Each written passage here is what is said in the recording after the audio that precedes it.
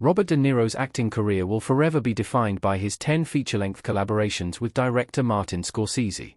De Niro might have had other career peaks outside his work with Scorsese, including his Oscar-winning performance in The Godfather Part 2 and his lead role in Michael Cimino's The Deer Hunter. Yet no other director has been on De Niro's wavelength quite like Scorsese. It shows throughout the movies the pair have made together, not least in their overlooked 1982 classic, The King of Comedy, in which De Niro acts out of his skin. This black comedy bombed at the box office when it was released, and remains in the shadow of Scorsese's other work despite the cult status it since developed.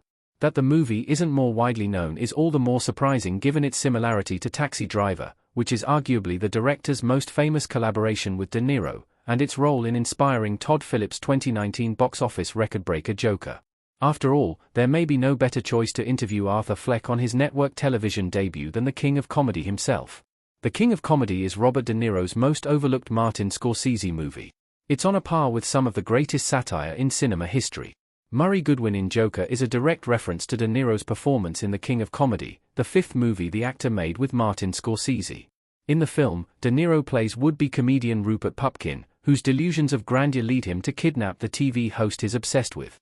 In this way, The King of Comedy is a darkly comical commentary on the trappings of fame, as well as a profound examination of the lengths to which people will go to get attention when they're desperate and lonely. Scenes at fictional TV star Jerry Langford's office and house are some of Scorsese's finest work, with De Niro at both his funniest and his most tragic.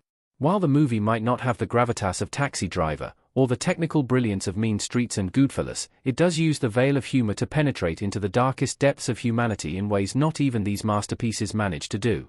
The King of Comedy deserves to be held up alongside Sidney Lumet's Network as one of the greatest satires of the televisual age, yet it's sadly forgotten beneath the weight of its star actor and director's other achievements. Rupert Pupkin is like Taxi Driver's Travis Bickle but funnier. Beneath the veil of humor, he might even be darker.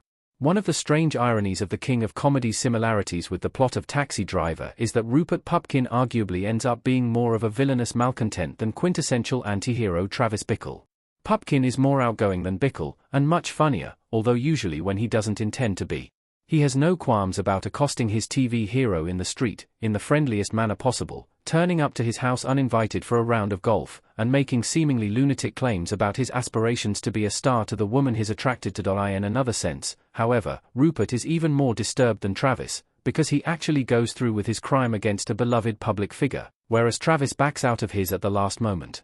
At the end of Taxi Driver, Travis Bickle appears to be a hero, having saved the underage Iris from a gang of pimps.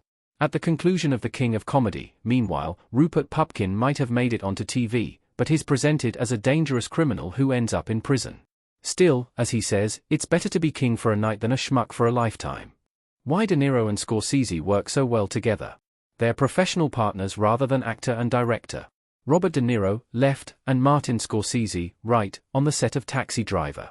Robert De Niro and Martin Scorsese don't have the kind of actor-director relationship typical of recurring cast members in the movies of an auteur filmmaker. Instead, their collaboration is very much a partnership, with De Niro initiating some of the pair's key projects including Raging Bull and The Irishman. Without De Niro, these movies simply wouldn't exist. Nor would characters like Travis Bickle in the form we know them today, because much of what we see comes from improvisations that Scorsese encouraged out of the actor. It's almost impossible to imagine Rupert Pupkin from The King of Comedy being played by anyone other than Robert De Niro, or directed by anyone other than Martin Scorsese. These two Hollywood legends both hail from New York's Little Italy, and seem to understand each other's cinematic sensibility from the moment that De Niro walked onto the set of Mean Streets to play Johnny Boy Savello. Their funniest collaboration came a decade later, to make another classic New York movie that deserves more recognition.